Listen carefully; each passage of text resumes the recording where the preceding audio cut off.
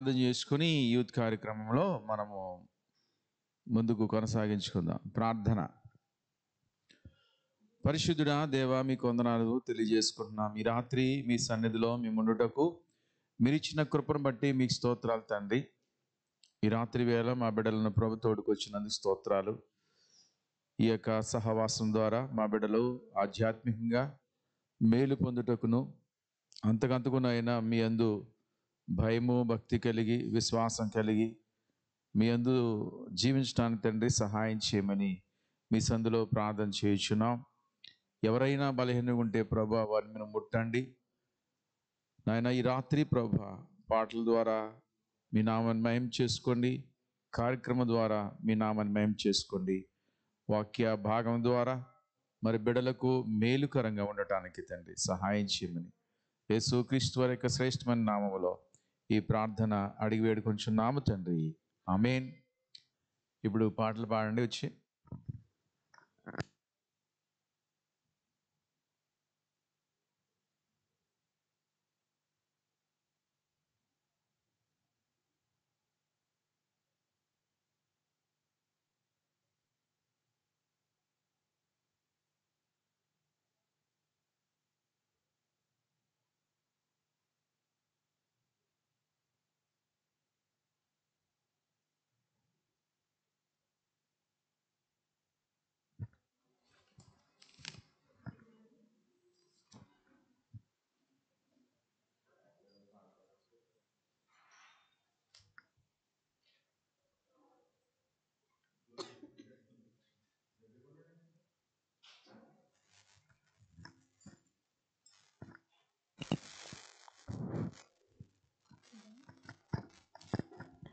కృపలను తలంచుచు ఆయుష్కాలమంతా ప్రభుని కృతజ్ఞతతో స్తుతింతు. ఆయుష్కాలమంతా ప్రభుని కృతజ్ఞతతో స్తుతింతు. మిమ్మును ముట్టినవాడు నా కంటి పాపను, మిమ్మును ముట్టినవాడు నా కంటి పాపను, ముట్టెనని సెలవిచ్చిన దేవుడు, ముట్టెనని సెలవిచ్చిన దేవుడు కాచెను గతకాలం, నన్ను కాచెను గతకాలం. కృపలను తలంచుచు ఆయుష్కాలమంతా ప్రభుని కృతజ్ఞతతో స్తుతింతు. ఆయుష్కాలమంతా ప్రభుని కృతజ్ఞతతో స్తుతింతు.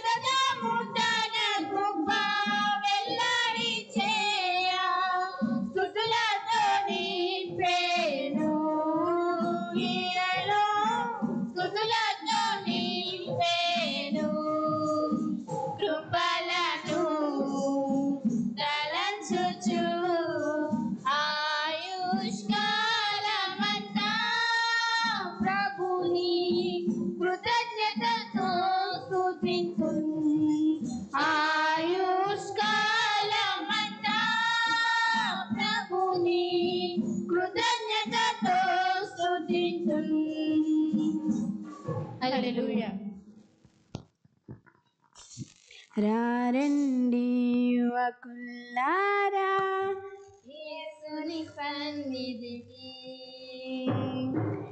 ఏరండి దేవులారా దేవుని సన్నిధిని ఉత్సాహముతో సంతోషముతో ఉత్సాహముతో సంతోషముతో గానము చేరండి స్తుతి గానము చేరండి గానము చేరండి స్తుతి గానము చేరండి రారండి యువజనులారా దేవుని సన్నిధికి రాజుల రాజు మన యేసు ప్రభువుల ప్రభువు మన యేసు రాజుల రాజు మన యేసు ప్రభువుల ప్రభువు మన యేసు హల్లెలూయా స్తోత్రము చేయుచు హల్లెలూయా స్తోత్రము చేయుచు స్తుతి గానము చేయరండి స్తుతి గానము చేయరండి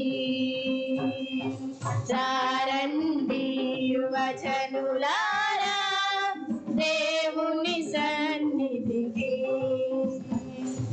వేడండి యువజనులారా దేవుని సన్నిధిని మహిమోన్నతుడు మన యేసు మారని దేవుడు మన యేసు మహిమోన్నతుడు మన యేసు మారని దేవుడు మన యేసు సంగీతనాదము చేయుచు సంగీతనాదము చేయుచు స్తుతి గానము చేయరండి స్తుతి గానము చేయరండి రారండి యువజనులారా మృత్యుంజయుడు మన యేసు త్వరలో రానున్న రారాజు మృత్యుంజయుడు మన యేసు త్వరలో రానున్న రారాజు హల్లెలూయా స్తోత్రము చేయుచు హల్లెలూయా స్తోత్రము చేయుచు గానము చేయరండి స్తుతి గానము చేయరండి రారండి యువజనులారా దేవుని సన్నిధికి వేడండి యువజనులారా దేవుని సన్నిధిని హల్లెలూయా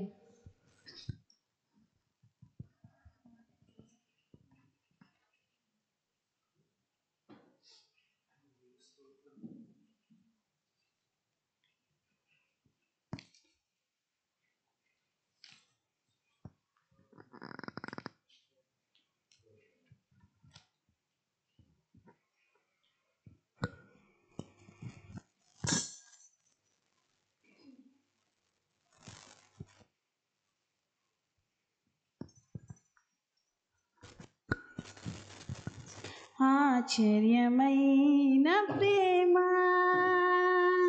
కల్వరిలోని ప్రేమ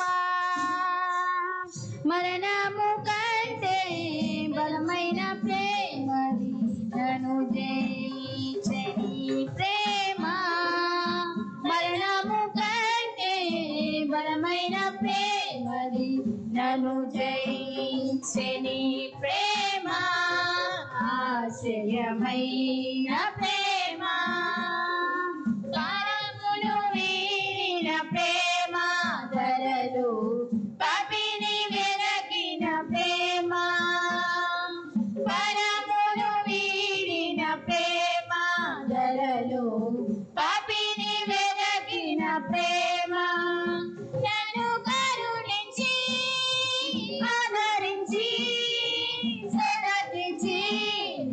జీవమిచ్చే నన్ను కరుణించి ఆదరించి సెలవిచ్చి నిత్య జీవమిచ్చే ఆశ్చర్యమైన ప్రేమ మన యేసుని ప్రేమ నాకై శపములొచ్చిన ప్రేమ పావన యేసుని ప్రేమ నాకై శపములొచ్చిన ప్రేమ విడనాడని ప్రేమని ఎన్నడూ ఎడబాయనిది విడనాడని ప్రేమని ఎన్నడూ ఎడబాయనిది ఆశ్చర్యమైన ప్రేమ శ్రమలు సహించిన ప్రేమ నాకై సిలువను మోసిన ప్రేమ శ్రమలు సహించిన ప్రేమ నాకై సిలువను మోసిన ప్రేమ విడనాడని ప్రేమని ఎన్నడూ ఎడబాయనిది విడనాడని ప్రేమని ఎన్నడూ ఎడబాయనిది ఆశ్చర్యమైన ప్రేమ నా స్థితి చూచిన ప్రేమ నాపై సిలువను మోసిన ప్రేమ నా స్థితి చూపిన ప్రేమ నాకై సిలువను మోసిన ప్రేమ నాకై మరణించి ప్రణమించి జీవమిచ్చి తన మహిమనిచ్చే నాకై మరణించి ప్రణమించి జీవమిచ్చి తన మహిమనిచ్చే ఆశ్చర్యమైన ప్రేమ కల్వరిలోని ప్రేమ మరణము కంటే బలమైన ప్రేమది నన్ను జయించే నీ ప్రేమ ఆశ్చర్యమైన ప్రేమ హల్లెలూయా.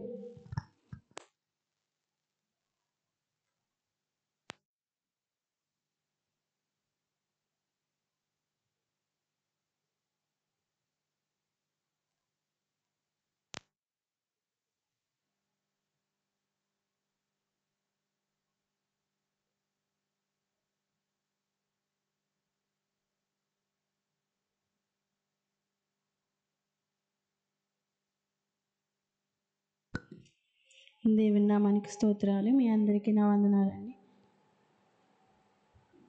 ముందుగా ప్రార్థన చేసుకుందాం. ప్రారంభ ప్రార్థన జే మాన్స గారు.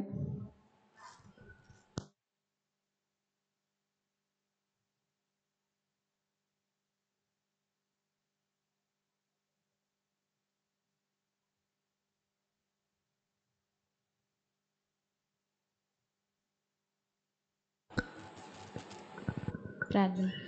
స్తోత్రం నైనా స్తోత్రం నైనా స్తోత్రం నైనా స్తోత్రం నైనా స్తుతులైనా స్తుతులైనా మహాపరిశుద్ధుడు మహాగణుడైన దేవాన్ని బంగారు పాదములకు లెక్కలేని వందనములు స్తుతులు స్తోత్రం చెల్లించుకుంటున్నాను తండ్రి. యేసయ్య గొప్ప దేవుడా, ఇదిగో తండ్రి యేసయ్య, మేము ఈ మంగళవారం దినం తండ్రి రాత్రి వేళ తండ్రి పైన కూడుకుంటకు మీరు ఇచ్చిన కృపను బట్టి నీకే లెక్కలేని వందనములు స్తుతులు స్తోత్రం చెల్లించుకుంటున్నాను దేవా యేసయ్య. ఇదిగో నేను తండ్రి, ఎక్కడైతే ఇద్దరు ముగ్గురు కూడి ఉంది నా నామాన్ని సుందర వారి మధ్య నేను తండ్రి సెలవిచ్చిన దేవుడు తండ్రి యేసయ్య. తండ్రి ప్రవేశం మీ బిడ్డలుగా మేము కూడి తండ్రి మీ సన్నిధిలో మిమ్మల్ని ఇప్పటి వరకు తండ్రి ప్రార్థన ద్వారా తండ్రి ప్రవేశే పాటల ద్వారా తండ్రి ప్రవేశాన్ని నిన్ను ఆరాధించాం తండ్రి. ప్రవేశే గొప్ప దేవుడు, ఈ ఆరాధన పాసన చేర్చుకున్నామని నమ్ముచున్నాను దేవానికి స్తోత్రం స్తోత్రం. ఇంకా తండ్రికి జరగబోయే తండ్రి కార్యక్రమం అందరిలో మీరే తోడేయడం అడుగుతున్నాను దేవానికి స్తోత్రంపై ఈ యూత్ కార్యక్రమం తండ్రి ప్రవేశం మంచి మహిమార్థంగా జరుగులాగిన మీరే సహాయం అనుగ్రహించిన దేవానికి స్తోత్రంపై నీ దాసిన ద్వారా మాకు కావాల్సిన ఆత్మిక ఆహారాన్ని మాకు వడ్డించమని అడుగుచున్నాను తండ్రి. యేసయ్య గొప్ప దేవుడా, ఇదిగో నేను ఇంకా తండ్రి యూత్ బిడ్డలు చాలా మంది ఉన్నారు తండ్రి, వాళ్ళందరూ కూడా యూత్ రావడానికి మీ కృపను అనుగ్రహించమని అడుగుతున్నాను. దేవానికి స్తోత్రం. యూత్ కార్యక్రమం అందరిలో మీరు తోడు నీడ కృప ఉంచుతారని త్వరలో నేను యేసుక్రీస్తు పేరిట అడిగి వేడుకొని ప్రార్థిస్తున్నాను తండ్రి. ఆమేన్. ప్రార్థన చేసిన మానసకు వందనాలు. బైబిల్ రీడింగ్ 4వ కీర్తన మొదటి నుంచి ఆఖరి వరకు క్రిష్ వచ్చి చదువుతాడు.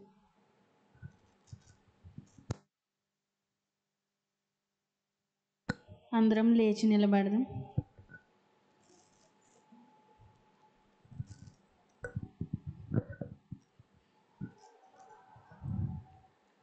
నా నీతికి ఆధారముగా దేవా నేను మొర్రపెట్టునప్పుడు నాకు ఉత్తరం ఇయ్యుము. ఇరుకులో నాకు విశాలత కలుగజేసిన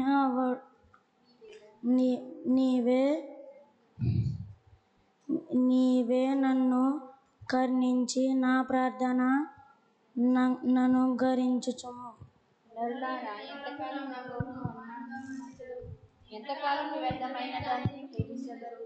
ఎంతకాలము అబద్ధమైన వాటిని వెతికెదరు? యెహోవా తన భక్తులను తనకు ఏర్పరచుకొనుడని తెలుసుకొనుడని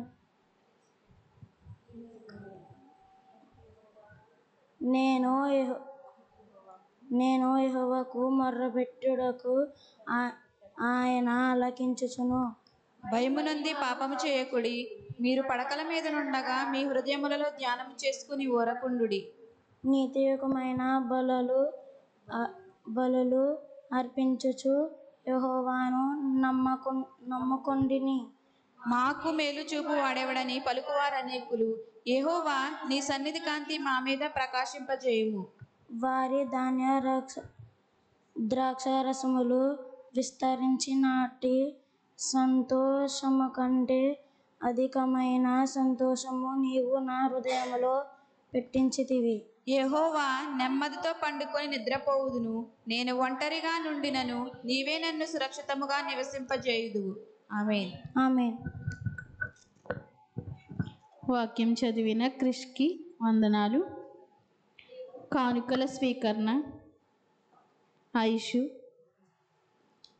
కానుకల స్వీకరణ ఉన్నప్పుడు ప్రత్యేక పాట అనూజ వచ్చి పాడతారు.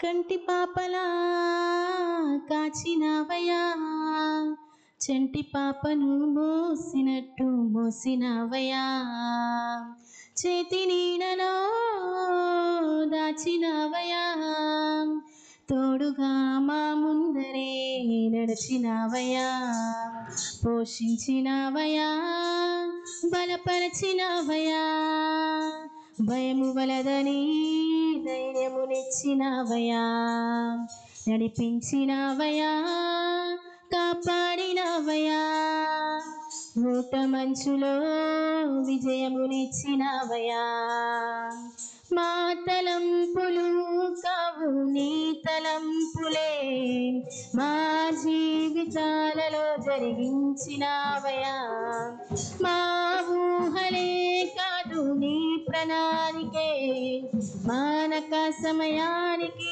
నెరవేర్చినవయ్యా, కంటి పాపలా కాచినవయ్యా, చంటి పాపను మోసినట్టు మోసినవయ్యా, చేతి నీడలో దాచినవయ్యా, తోడుగా మా ముందరే నడిచినవయ్యా.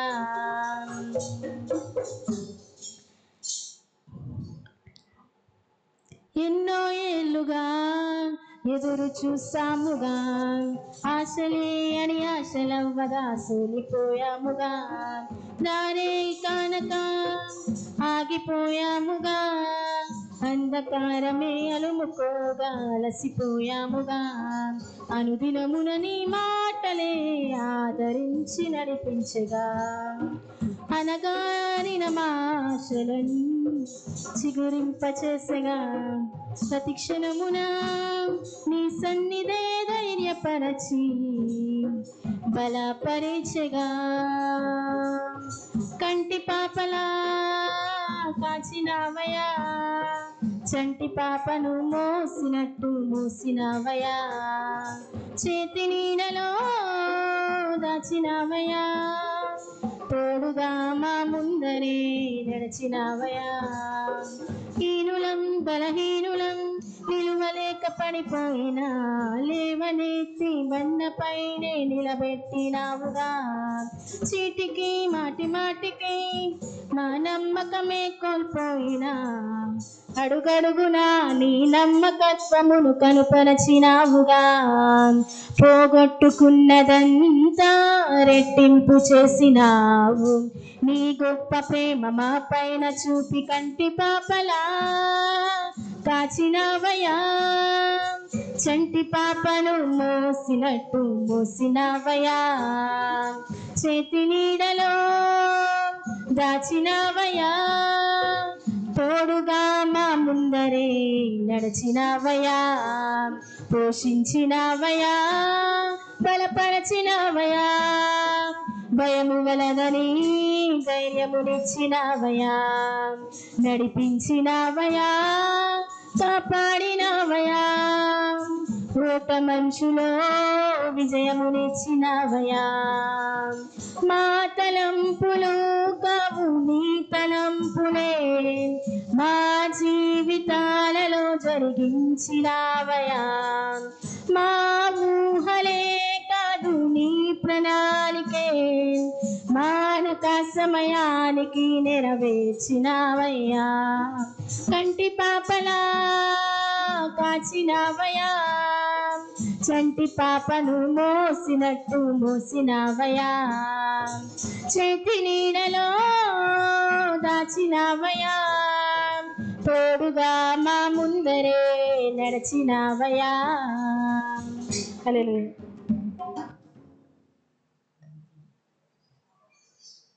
ప్రత్యేక పాట పాడిన అనుజకి వందనాలండి. కానుకలు ప్రార్థన చేసుకుందాం. స్తోత్రం, స్తుతి స్తుతి స్తుతి స్తుతి నాయన, గొప్ప దేవుడా, పరిశుద్ధుడ, స్తోత్రం నాయన. గత రాత్రి నుండి ఈ రాత్రి వరకు మమ్మల్ని ఎంతగానో సజీవ లెక్కలో ఉంచినాయన, నీ కృప చొప్పున భద్రపరిచిన విధానమునకే మీకు ఎంతో వందనాలు, స్తుతులు, స్తోత్రములు తండ్రి. ఇంకోనైనా మేము ఏ విధంగా నైనా మీ సన్నిధిలో కూడుకున్నందుకు, ఇటు కృపను దయచేసినందుకు మీకు ఎంతో వందనాలు, స్తుతులు, స్తోత్రములు తండ్రి. యేసయ్య, ప్రార్థనలోను పాటల్లోనూ తోడుంచావు తండ్రి.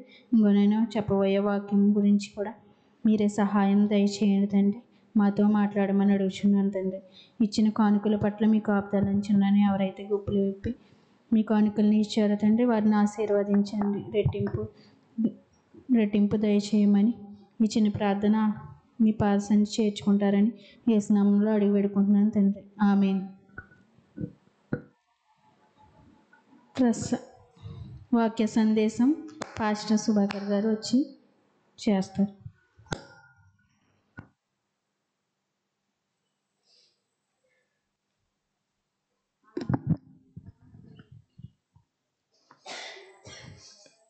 ఇంతవరకు కార్యక్రమంలో నడిపించినటువంటి జి రజనీని బట్టి జి వచ్చేస్తుంది, బి రజనీని బట్టి వందనాలు తెలియజేస్తున్నాం. అలాగే పాటలు పాడి దేవుని యొక్క నామాన్ని మేంపరిచిన బిడ్డలను బట్టి అందరికీ వందనాలు. మనం దేవుని యొక్క వాక్యాన్ని ధ్యానం చేసుకుందాం. మనకు ఒక మంచి అంశం దేవుడు మనకి ఇచ్చాడు. అదే అంటే ఫస్ట్ మన యొక్క టైటిల్ అంశం ఏంటింది? అది ఫలభరితమైన జీవితంలో నుంచి మనం కొన్ని విషయాలు, ఇప్పటికే చాలా విషయాలు నేర్చుకున్నాం. కాబట్టి ఈరోజు కూడా కొన్ని విషయాలు మనం నేర్చుకుందాం. ఒక పాత పాట, మీకు వచ్చిన పాట పల్లవి పాడుకుందాం. పల్లవి చరణం.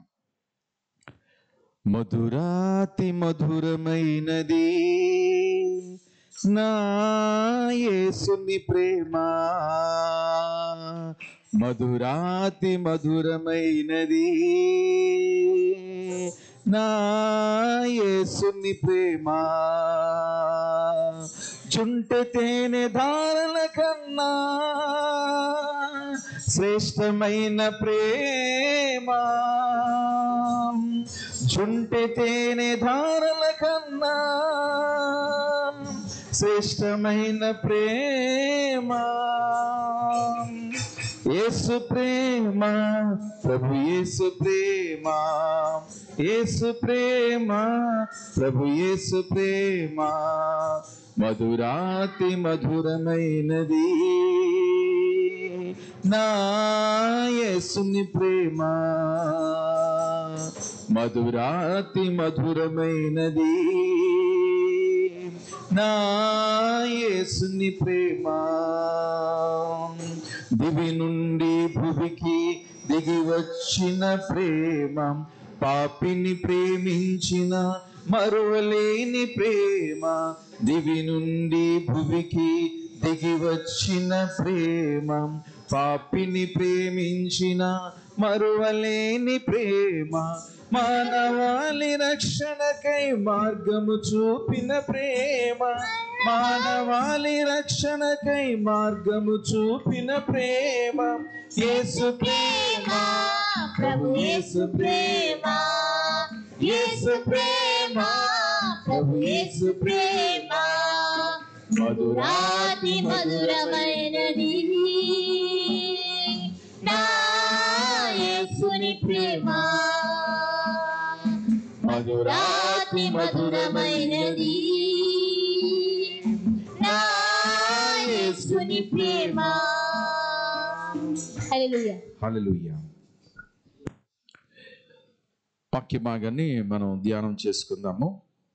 42వ కీర్తన మైక్ తీసుకుని మైక్లో చదివితే మంచిది.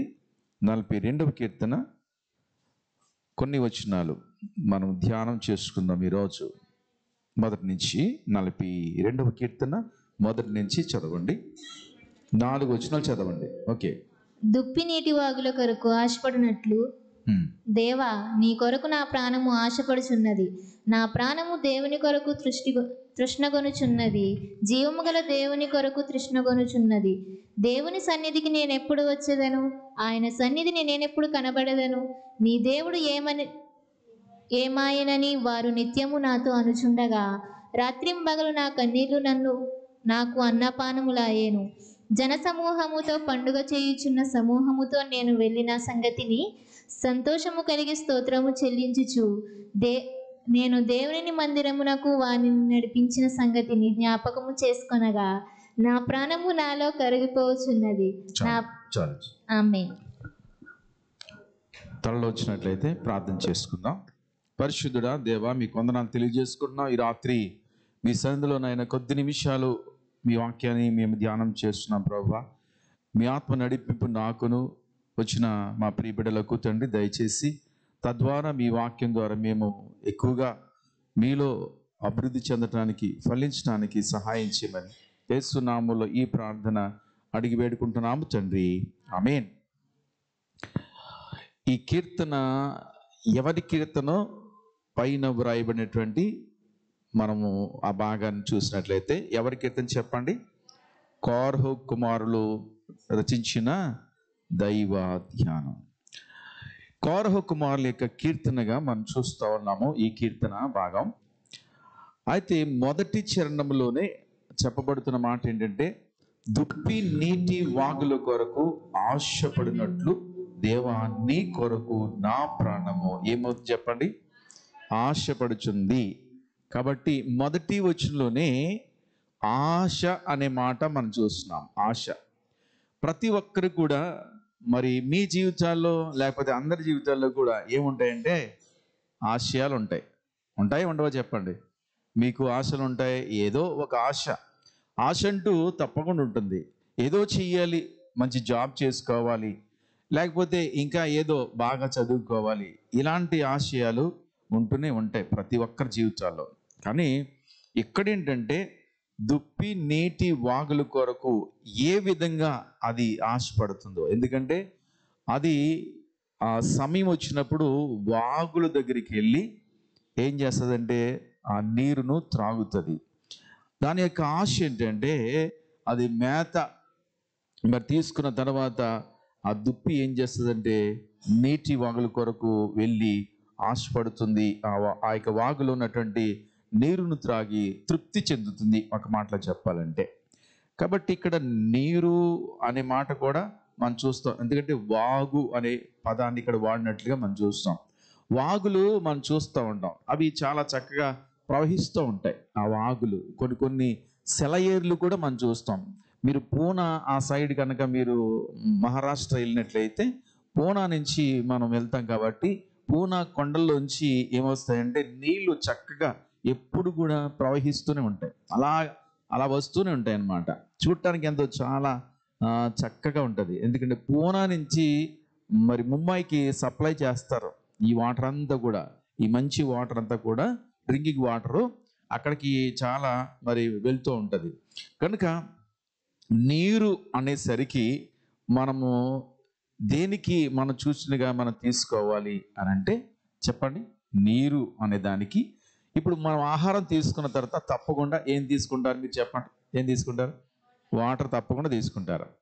అయితే అది దేనికి వాటర్ తీసుకోవడం వల్ల మనకి జీర్ణ ఆశయము మరి బాగా పనిచేస్తుంది, అరుగుదల ఇదంతా కూడా ఉంటుంది.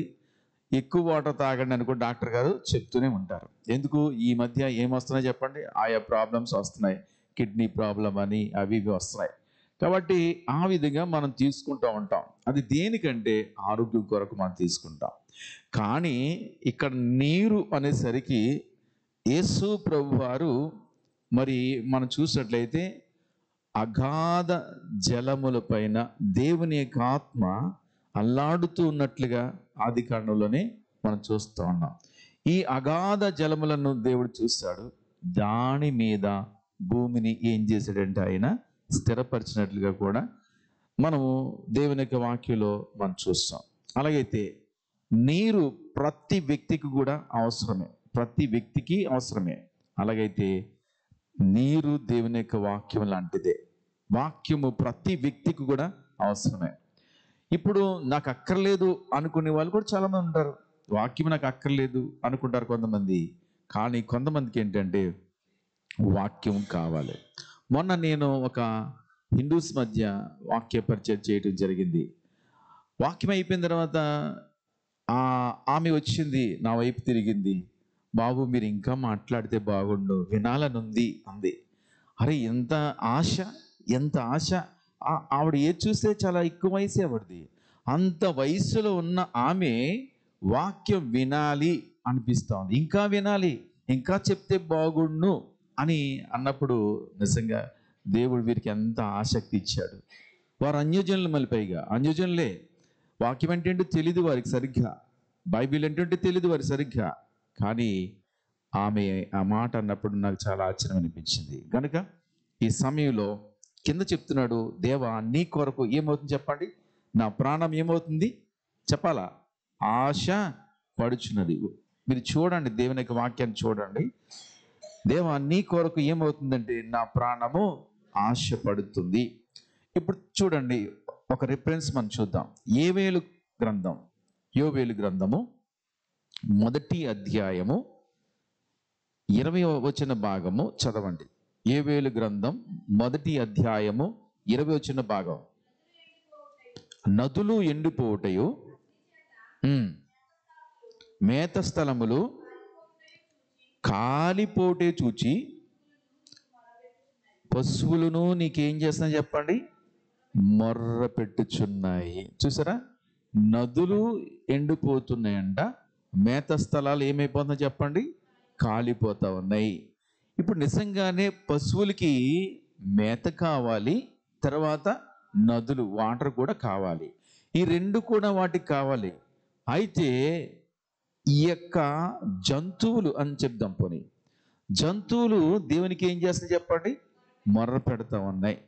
అలాంటప్పుడు అసలు మనం ఏం చేయాలి చెప్పండి? ప్రతి క్షణము కూడా మనం బ్రేక్ఫాస్ట్ తీసుకుంటున్నాం, స్తోత్రం ప్రభువా అని చెల్లిస్తామా? స్తోత్రం చెల్లిస్తామా? చెల్లిస్తే మంచిదే. అది ఎక్కడో హోటల్లో టిఫిన్ తీసుకుంటాం, తింటాం కదా, స్తోత్రం ప్రభువా అంటామా అక్కడ? ఓకే, చాలా సంతోషం అంటే కనుక సంతోషమే. అసలు ఇప్పుడు ఎవరి కోసం మనం భయపడాలి? ఎవరి కోసం కూడా మనం భయపడాల్సిన పని లేదు. ఎవరి కోసం కూడా భయపడాల్సిన పని లేదు. ఎందుకంటే మన యొక్క నిర్ణయం అది మన యొక్క నిర్ణయం. ఇప్పుడు ట్రైన్లో మీరు వెళ్తూ ఉంటారు కదా, ట్రైన్లో వెళ్తున్నప్పుడు నమాజ్ వచ్చే సమయం, టైం వచ్చే సమయం ఈ మహమ్మదీయులు ఏం చేస్తారు చెప్పండి? అక్కడే మోకరిస్తారు. చూసారా? వాళ్ళకి ఏమైనా ఉంటుందా? సిగ్గు ఉంటుందా? సిగ్గు అనేది ఉండదు. కాబట్టి ఈ సమయంలో మన జీవితంలో దుప్పి నీటి వాగుల కొరకు ఏ విధంగా ఆశపడుతుందో అలాగే దేవుని కొరకు మన ప్రాణం ఏముండాలి చెప్పండి? ఆశ. అది ఆశతో మన యొక్క ప్రాణం ఉండాలని దేవుని యొక్క వాక్యంలో మనం చూస్తూ ఉన్నాం. రెండవ వచన భాగం చదవండి. నా ప్రాణము దేవుని కొరకు తృష్ణ గొనుచున్నది. జీవము గల దేవుని కొరకు తృష్ణ గొనుచున్నది. దేవుని సన్నిధికి నేను ఎప్పుడు వచ్చేదను, ఆయన సన్నిధిని నేను ఎప్పుడు కనబడేదను. ఆగండి. కాబట్టి ఇక్కడ చూడండి ఎంత చక్కగా మాట్లాడుతున్నాడో వాక్యం ద్వారా పరిశుద్ధాత్మ దేవుడు మాట్లాడుతున్నాడు. మొదటగా చెప్తున్నాడు, నా ప్రాణము దేవుని కొరకు తృష్ణ గొనుచున్నది. అదండి, దేవుని కొరకు మన ప్రాణము తృష్ణ, ఒక ఆశ మన హృదయంలోంచి వస్తుందన్నమాట.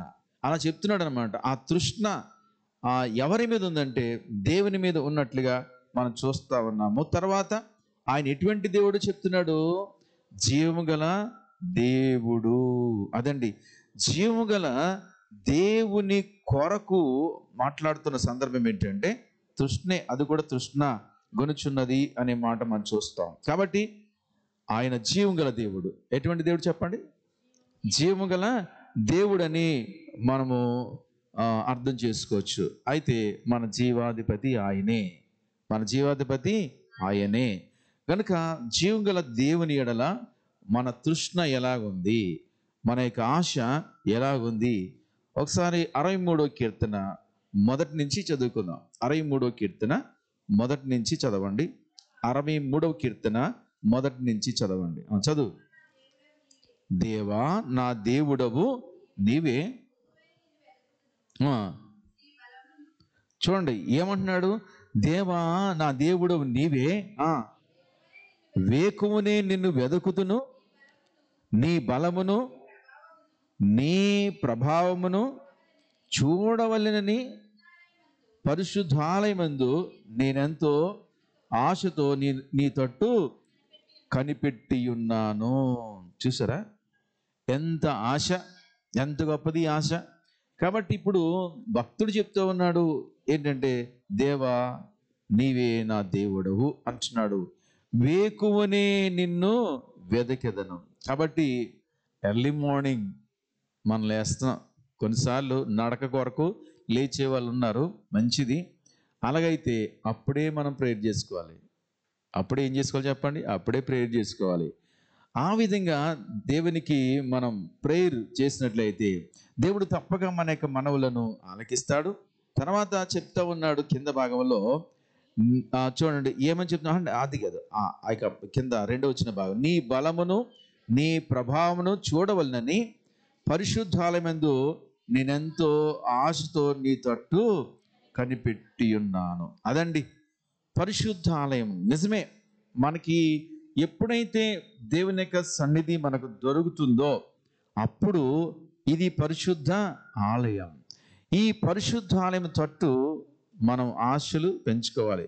ఇప్పుడు ఈ రోజున మీరు యూత్కి వచ్చారంటే నా మీద ప్రేమ చెప్పుల కన్నా దేవుని యొక్క ప్రేమను బట్టి మీరు వచ్చారు. అవునా కదా చెప్పండి? దేవుని యొక్క ప్రేమను బట్టి మీరు ఈ రాత్రి దేవుని యొక్క సన్నిధికి రాగలిగారు అని చెప్పచ్చు. అందుకే పరిశుద్ధ ఆలయము మనకెంతో మరి పరిశుద్ధమైంది. ఎందుకంటే మన దేవుడు ఎటువంటి దేవుడు చెప్పండి? పరిశుద్ధుడు అని ఆయన గురించి ఎన్ని కీర్తనలు మనం పాడుకుంటాం.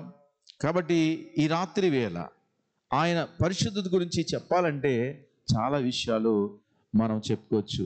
ఆయన అంటాడు కదా, నేను పరిశుద్ధుడిని గనక మీరును పరిశుద్ధులై ఉండుడి అని చెప్తున్నాడు. అలాగైతే ఆయన పరిశుద్ధ ఆలయంలోకి వచ్చినప్పుడు నీ ప్రవర్తన అంతటి యందు ఎలా ఉండమని చెప్పింది వాక్యము? జాగ్రత్తగా ఉండమని చెప్పింది, నీ ప్రవర్తన. కాబట్టి దేవుని సన్నిధికి వచ్చినప్పుడు మన ప్రవర్తన చాలా జాగ్రత్తగా కాపాడుకోవాలని దేవుని యొక్క వాక్యాన్ని బట్టి మనం నేర్చుకుంటున్నాం. తర్వాత ఈ వాక్యానికే యెషయా గ్రంథము 41వ అధ్యాయము 17వ వచనం చూద్దాం. యెషయా గ్రంథము 41వ అధ్యాయము 17వ వచనం చూడండి. నీళ్లు వెతుకుచున్నారు, నీళ్లు దొరకక. చదవండి, ఒక్కటి చదవండి.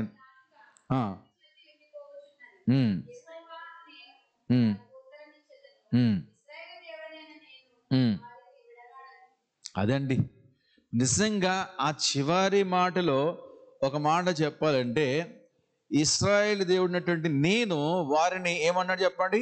విడనాడను. ఆయన విడిచిపెట్టే దేవుడు కాదు. ఒక మాట చెప్పాలంటే ఆయన ఇశ్రాయేల్ మాత్రమే కాదు, అందరినీ కూడా ఆయన చూస్తున్నాడు, విడివడు ఎడబాయడు. కాబట్టి ఆయన విడనాడే దేవుడు కాదు. అన్ని పరిస్థితుల్లో కూడా ఆయన నీతో ఉన్నాడు, మనందరితో కూడా ఉన్నాడు. సపోజ్ ఇప్పుడు మీరు ఆరోగ్యవంతులుగా ఉన్నారు కాబట్టి దేవుని సన్నిధికి రాగలిగాం మనం. ఓకే, ఇప్పుడు ఎంతమంది యవ్వన బిడ్డలు బలహీనంగా ఉన్నారు? చాలామంది జీవితాల్లో బలహీనంగా ఉన్నారు. యవ్వన బిడ్డలే చాలామంది బలహీనంగా ఉండి ఎక్కడున్నారు చెప్పండి? హాస్పిటల్లో ఉండొచ్చు, ఇంటి దగ్గర కూడా ఉండొచ్చు. అటువంటి వారికి దేవుని సన్నిధికి వెళ్ళాలని ఆశ ఉంటుంది కానీ వెళ్ళలేని పరిస్థితి. కాబట్టి దేవుడు మనకిచ్చినటువంటి స్థితిని బట్టి దేవుని స్తుతిస్తూ నిత్యముగా మన యొక్క జీవితంలో దేవుని సన్నిధిలో ఉండాలి అనేటువంటి ఆశ, తృష్ణ మనకున్నప్పుడు ఆ ప్రభుని ఏం చేస్తామంటే కొనియాడతాం.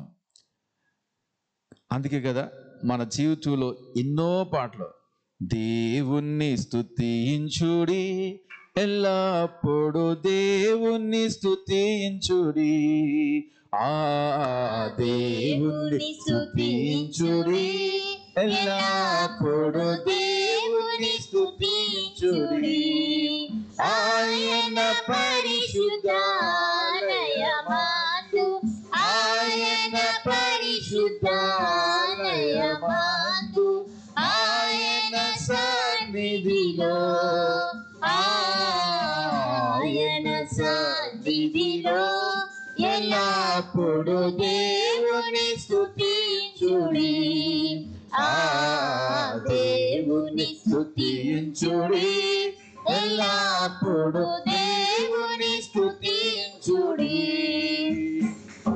84వ కీర్తన, 84వ కీర్తన తీయండి దయచేసి. 7వ చరణం, 84 7వ చరణం చదవండి. వారు నానాటికి బలాభివృద్ధి నొందుచు ప్రయాణం చేయొచ్చు, వారిలో ప్రతివాడును సియోనులో దేవుని సన్నిధిని కనబడును. చూసారా, దేవుని సన్నిధికి వచ్చినటువంటి వారు మేము పాడైపోయాము అన్న వాళ్ళు ఎవరు ఉంటారో చెప్పండి అమ్మా? ఎవ్వరు కూడా ఉండరు. దేవుని యొక్క సన్నిధికి వచ్చినటువంటి వారంతా కూడా వారు నానాటికి కూడా ఏమవుతుందో చెప్పండి? బలాభివృద్ధి పొందుతున్నారు, వారు ప్రయాణం చేస్తూ ఉన్నారు. అంతేకాదు వారిలో ప్రతి వాడును సియోనులో దేవుని సన్నిధిని కనబడును. కాబట్టి నిజంగా దేవుని యొక్క సన్నిధిలో కనబడేటువంటి స్థితిని నిజంగా దేవుడు మనకి ఇచ్చాడంటే ఈ స్థితి ఎక్కడితో ఆగిపోయేది కాదు. ఇహమందు కూడా దేవుని సన్నిధి మనకు సహవాసం ఉంటుంది. అలాగే దేవుడిచ్చేటువంటి రాజ్యంలో కూడా నిత్యము కూడా స్తుతించేటువంటి అవకాశం దేవుడు మనకి ఇస్తాడు. కాబట్టి ఆ విధంగా దేవుని యొక్క సన్నిధి పట్ల లేక మందిరం పట్ల ఒక మాట చెప్పాలండి, మందిరం పట్ల మనకేం ఉండాలి చెప్పండి? తృష్ణ ఉండాలి, ఆసక్తి ఉండాలి. 3వ చరణం చదువుకుందాం. 42వ కీర్తన 3వ చరణం. నీ దేవుడు ఏమాయనని వారు నిత్యము నాతో అనుచుండగా రాత్రి పగళ్ళు నా కన్నీళ్ళు నాకు ఏమైపోయి చెప్పండి? అదండి, అన్నపానములయ్యాయి. అసలు నీ దేవుడు ఏమైపోయాడయ్యా? ఇది ప్రశ్న. నీ దేవుడు ఏమైపోయాడు? అలాంటప్పుడు భక్తుని జీవితంలో అంటున్నాడు కదా, రాత్రి నాకు కన్నీళ్ళు ఏమైపోయి చెప్పండి? అన్నపానములుగా అయిపోయాయి.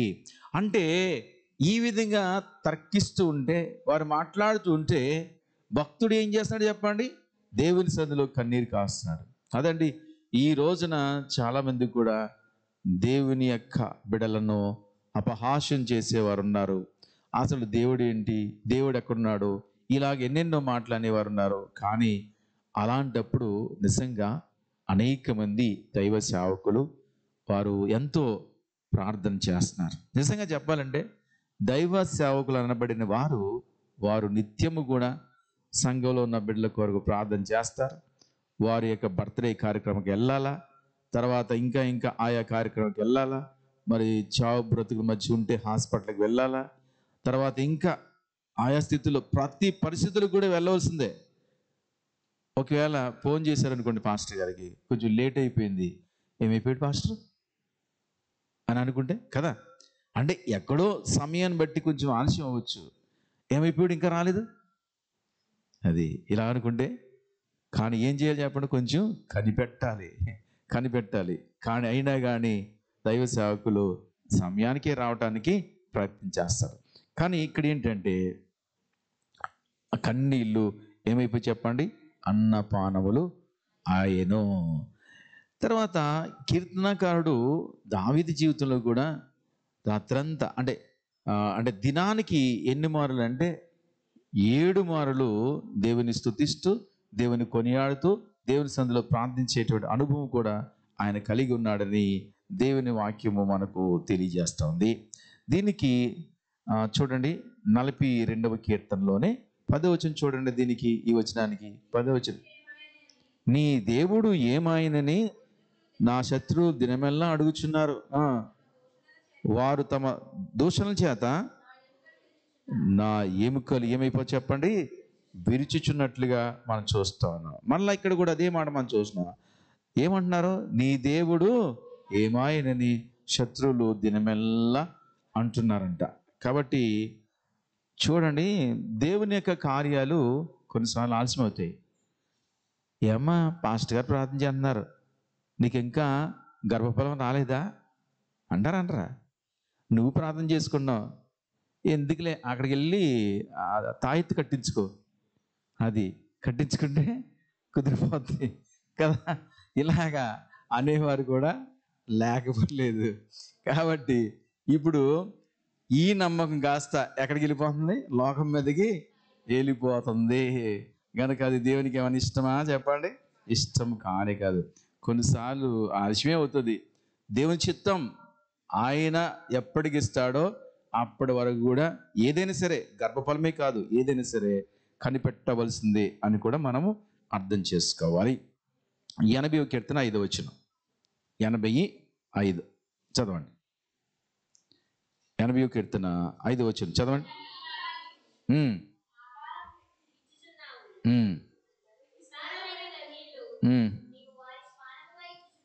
ఏమంటున్నాడు ఇక్కడ? ఈ 80వ కీర్తనలో 5వ చరణ భాగంలో మనం చూస్తా ఉన్నాము. కన్నీళ్లు వారికి ఒక్కరే చదవండి, మాకు అర్థమవుతుంది. చదువు. కన్నీళ్లు వారికి ఆహారముగా ఇచ్చుచున్నావు. ఏంటంట? కన్నీళ్లు వారికి ఆహారంగా ఇచ్చుచున్నావు. విస్తారమైన కన్నీళ్లు నీవు వారికి పానముగా ఇచ్చుచున్నావు. చూసారా? కన్నీళ్ళు అంట. కొంతమంది జీవితాల్లో ఎప్పుడు చూసినా కన్నీళ్ళే ఉంటాయి కదా. కన్నీళ్ళు నా జీవితంలో కూడా చాలాసార్లు, ఏంటో నా జీవితాన్ని బట్టి ఎన్నోసార్లు కన్నీళ్ళు అనేక రీతిలుగా దేవుని సన్నిధిలో నా కోసమే కాదు కానీ సంఘం కొరకు, సంఘంలో ఉన్న కుటుంబాల కొరకు కన్నీరు కార్చడం అనేది దేవుడు నాకు ఇచ్చాడు. అది కూడా నిజంగా అది ఒక భాగ్యమే. ఎందుకంటే కన్నీరే కార్చాలి దేవుని సన్నిధిలో. విలపించాలి నిజంగా చెప్పాలంటే. కాబట్టి హన్న దేవుని సన్నిధిలో ఎంతగానో గోజాడి ఏం పొందుకు చెప్పండి, మగబిడ్డను సమూయేలు గారిని పొందుకున్నట్లుగా మనం చూస్తా ఉన్నాం. కాబట్టి ఈ 3 చరణాల ద్వారా పరిశుద్ధాత్మ దేవుడు మనతో చక్కని విషయాలు మాట్లాడాడు. చివరిగా నా జన సమూహంతో చదువుతలే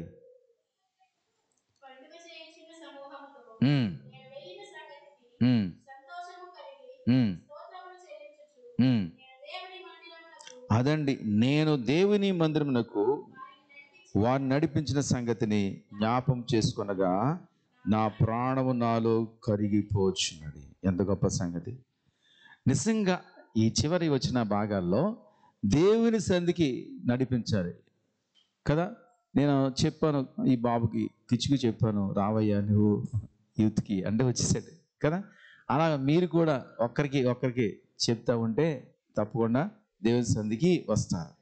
దీనికి 120వ కీర్తన మొదటి వచనం చదవండి. 120 మొదటి వచనం. నా శ్రమలలో నేను యెహోవాకు మొరపెట్టి తిని ఆయన నాకేమిచ్చాడు చెప్పండి. అదండి, శ్రమల్లో ఉన్నప్పుడు మనం ఎక్కడ మొరపెట్టాలి? దేవునికి మనము మొరపెట్టుకోవాలి. అప్పుడు ఆయన ఏమిస్తాడు చెప్పండి? ఉత్తరం ఇస్తాడని దేవుని వాక్యం మనకు చాలా తేటగా తెలియజేస్తుంది. 134 మొదటి చరణం. 134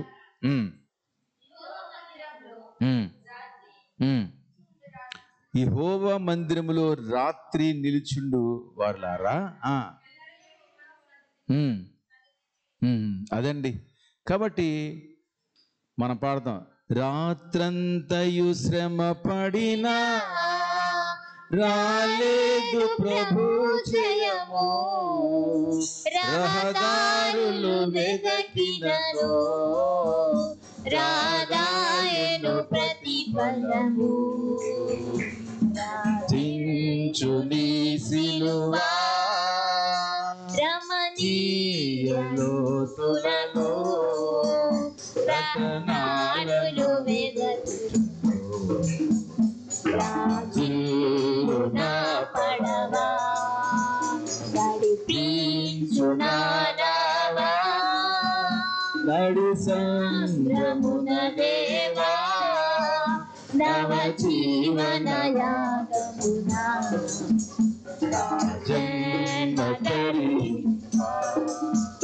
నడిపించు నా నావా.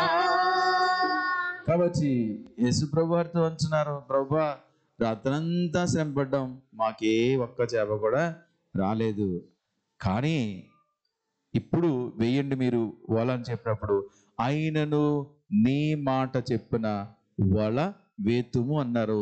వల వేశారు, విస్తారంగా చేపలు పడ్డాయి. కాబట్టి నిజంగానే దేవుని సంధిలో మనం ఉన్నప్పుడు అది మనకు సంతోషం.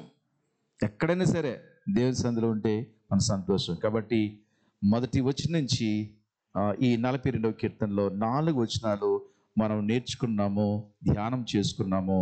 దీని ద్వారా మనకు ఫలభరితమైనటువంటి అనుభూతిని కలిగి మనం జీవిద్దాం. అలాంటి స్థితి దేవుడు మనకు దయచేసి నడిపించును కాక. ఆమేన్, ఆమేన్. ప్రార్థన చేసుకుందాం. పరిశుద్ధుడా దేవా, మీకు వందనాలు తెలియజేసుకుంటున్నాం. ఎంతవరకు ప్రభువా మీ సందులో ఈ కార్యక్రమం నడిపించడానికి బిడ్డలకు ఇచ్చిన ఆత్మీయ జ్ఞానాన్ని బట్టి మీకు వందనాలు తండ్రి. వారిని దీవించండి. 42వ కీర్తన ద్వారా మీరు మాతో మాట్లాడారు. ఆ మాటల ద్వారా మేము మరింతగా బలపరచబడి మీ కొరకు ప్రభువా ఈ లోకంలో తండ్రి నాయన జీవించడానికి సహాయం చేయండి. మీ మందిరానికి నాయన మేము వెళ్ళాలి అనేటువంటి తృష్ణ, ఆశ మా జీవితంలో ఉండటానికి సహాయం చేయండి. దుప్పి నీటి వాంగుల కొరకు ఏ విధంగా ఆశపడుతుందో ప్రభువా, అలాగే మీ మందిరం అంటే, మీ వాక్యం అంటే మాకు ఆశ పుట్టింప చేయమని, మా బిడ్డలను దీవించమని, మా ప్రభువును మీ ప్రియకుమారుడైన యేసుక్రీస్తు వారి యొక్క శ్రేష్టమైన నామములో ఈ ప్రార్థన అడిగి వేడుకొంచున్నాము తండ్రి. ఆమేన్.